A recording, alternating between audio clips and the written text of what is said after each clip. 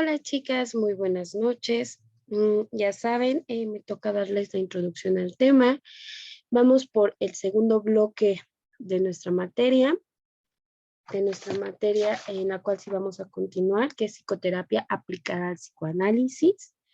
Y el tema que nos toca ver hoy ya va más enfocado al proceso terapéutico. Bueno, todos los temas han sido enfocados, disculpen, pero ya nos vamos a adentrar un poquito más a la parte estructural, ¿no? De este procedimiento, de este proceso terapéutico enfocado al psicoanálisis y enfocado más, perdón, en la técnica que vamos a ocupar, que es el método de asociación libre. Ya hemos hablado durante varias sesiones de este método, que es el más concurrido, que es el ocupado por el 99.999% de los terapeutas y que Freud fue el creador de este método. ¿Sí, chicas? Bien, pues les voy a compartir mi pantallita como siempre y les voy a dar una muy breve introducción para que en clase ya lo podamos aterrizar de una manera más objetiva, más entendible y podamos aclarar las dudas o los comentarios que puedan surgir. ¿Sí, compañeritas? Entonces, les comparto mi pantalla. Permítanme un segundito. Y comienzo. Bien, la misma dinámica de siempre. Les voy a compartir la presentación que realicé por ustedes. ¿Sí?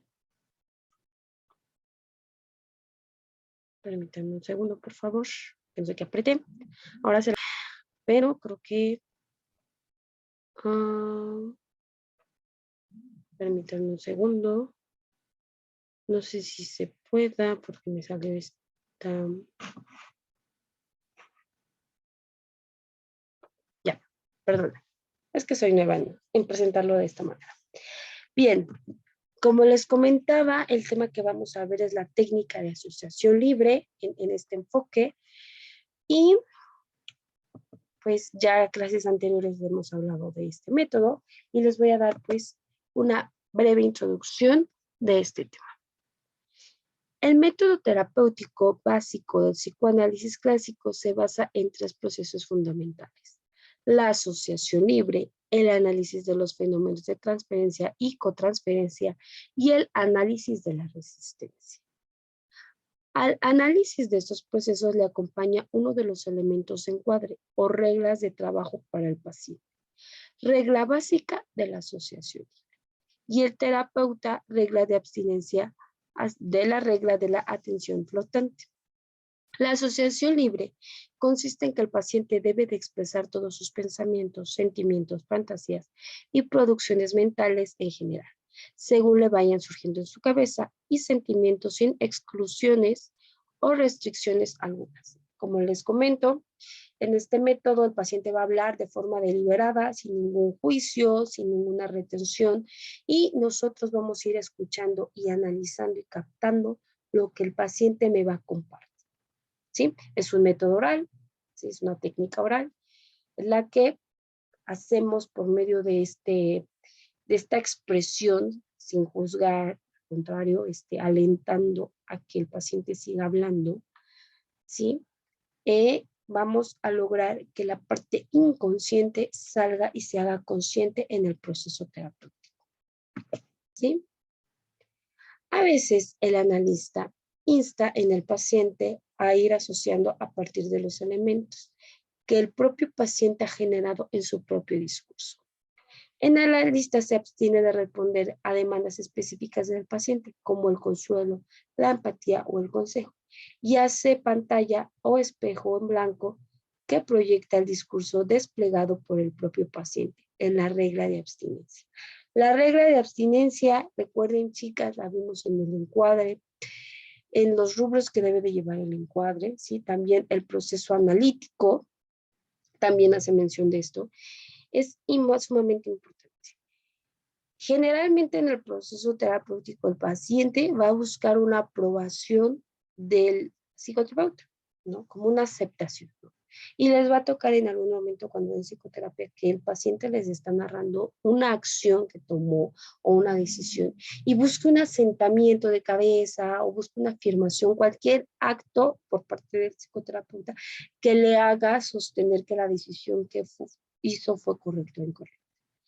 El psicoterapeuta debe de tener esa regla de abstinencia. Nosotros no podemos hacer juicios, debemos de tener una postura neutra ante todo comportamiento del paciente.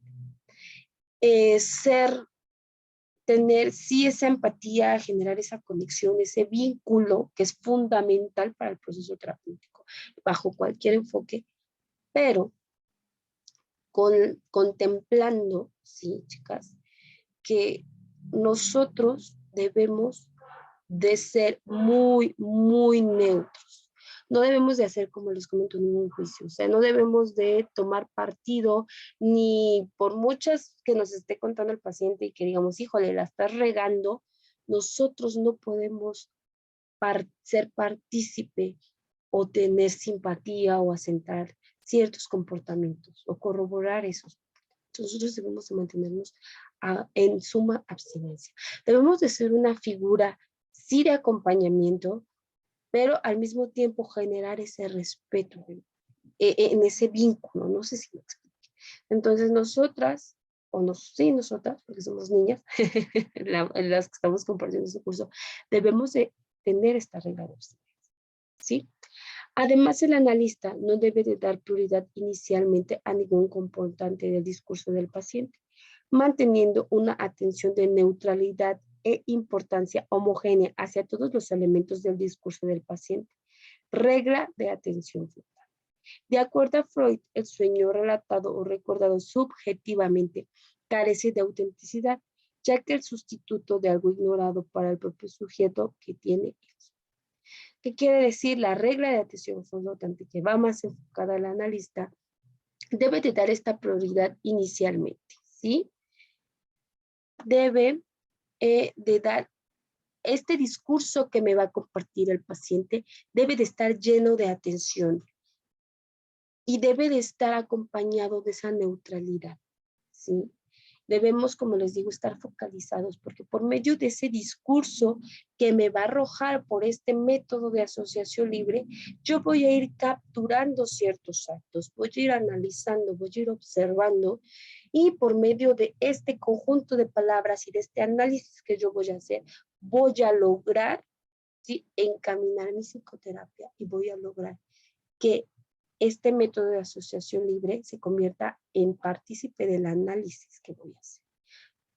Este análisis me va a servir para que esa parte inconsciente del paciente venga a nuestro yo. ¿Sí, chicas? Bien, continúo. El sueño en su totalidad es una sustitución deformada de sucesos inconscientes, cuyo descubrimiento corresponde a la interpretación de los sueños. Mediante la asociación libre se le indica al sujeto que no evite comunicarnos cualquier idea o recuerdo, por insignificante o absurda o repugnante que le parezca, que le suscite ese elemento de su propio sueño. Los restos diurnos de la experiencia tenida por el sujeto en el día antes de dormir servirán de material para la construcción inconsciente del sueño, tomando su forma de material manifiesto a través de su red. ¿Sí? Recuerden que Freud, perdón, habla de los sueños y él menciona muy fehacientemente y dando mucho hincapié, y de ahí es uno de los parteaguas de todo el psicoanálisis, esta teoría de los sueños, estos postulados que hace respecto a los sueños. Y Freud dice que los sueños son manifestaciones inconscientes, así como los actos fallidos también son esas pequeñas fugas que hace el inconsciente a lo real. ¿Sí? Y digo a lo real porque no se hace consciente, sino hace una fuga, ¿sí?, en este esquema que hace Freud de las partes fragmentadas y demás ay, se me olvidó el nombre del esquema, pero bueno, mañana al rato se los digo. De esta división que hace del inconsciente, preconsciente, el yo superior y el ello, ¿sí? Pasa, digamos, que esta transición, nuestra parte inconsciente, pero no pasa por el yo, por la parte consciente, sino da una fuga, ¿sí? A la parte real, ¿sí, chicas? Entonces, él habla de estos actos fallidos, ¿no? Les mencionaba, por ejemplo, en la clase, un ejemplo de acto fallido es cuando queremos decir una palabra o estamos diciendo o hablando de una cosa, pero se nos sale otra palabra diferente. O estamos leyendo, pero estamos nosotros leyendo una palabra, pero decimos otra. Esos son pequeños actos fallidos. Son fugas a lo real, al mundo externo de lo inconsciente, pero sin tener ese proceso de análisis por el paciente de que es algo, de hacerlo consciente del por qué, cuál es su origen, ¿sí? Entonces, los sueños es igual. Los sueños es una expresión del inconsciente con cosas deformes y reales que no tienen una congruencia, ¿sí? Pero nos están dando una manifestación. Por eso, de hecho, algunos psicoterapeutas hacen hincapié en que se anoten los sueños. Tendemos a olvidarlos en el transcurso del día, al menos que sean muy simbólicos para nosotros o sean muy concurridos, ¿no? Pero por lo general la mayoría de las personas nos olvidan. Entonces se hace hincapié, hay algunos terapeutas que hacen hincapié en el proceso terapéutico de que se anote una bitácora de todos los sueños que han tenido durante, a lo largo de la semana, en un cierto periodo, etcétera, ¿sí? Porque esas fugas también a nosotros nos ayudan a analizar la situación o lo que nos quiere manifestar inconscientemente el paciente y de orientarlo y encaminarlo, ¿sí? Y como menciona, independientemente de los sueños y demás, todo lo que nos va a decir el paciente, así sea repugnante, sea un hecho insignificante o absurdo, especialmente en los sueños, nosotros les vamos a hacer hincapié, ¿sí? Bien, la censura del sueño es la responsable de tal resultado. La censura se levanta contra el deseo inconsciente. Los deseos expresados en los sueños, al igual que en los relacionados con los síntomas neuróticos, tienen un aspecto central de naturaleza sexual y suele relacionarse con deseos eróticos vividos en la infancia o relacionados asociativamente con ellos. La censura representa la instancia moral del sujeto, lo que a su conciencia le parece represivo. Mediante ciertos mecanismos como el desplazamiento o el deseo inconsciente, pasa a ser representado de manera sucesiva en diferentes imágenes del sueño, además de poderse condensar, juntando o uniendo varias imágenes, siendo de este modo ocultada la conciencia. Fíjense, ¿eh? Estos mecanismos de defensa contra el deseo y la forma displazada en que se expresa ese deseo son los que producen la partícula forma de cada sueño, pues, ¿sí? Freud, dentro de los postulados de esta parte inconsciente de los sueños, lo habla o hace hincapié en la asociación libre porque es parte de la asociación libre y es parte de lo que se habla en la asociación libre. Él manifiesta que todos los sueños tienen un trasfondo sexual, ¿sí? Que van a estar relacionados con estos hechos eróticos vividos en la infancia o estas relaciones asociativas precisamente con esos deseos eróticos, ¿sí? Ahí pues entra la parte moral del sujeto y entra la parte consciente, que hace que esos sueños no tengan sentido. O sea, fíjense, cómo es nuestra parte consciente que no deja que sobrepase esa barrera y empieza a reformar estos sueños. Por eso luego tenemos sueños locos o sueños que no tienen sentido, o decimos, no sé, soñé con una vaca que volaba y dices, bueno, en la vida real eso no tiene sentido, ¿cómo una vaca va a volar? Pero es tu mismo inconsciente, es tu mismo consciente, perdón, que trata de disfrazar esas pequeñas fugas.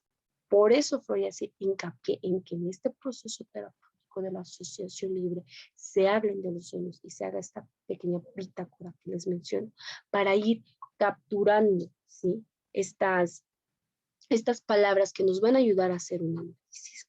¿Sí, chicas? Bien.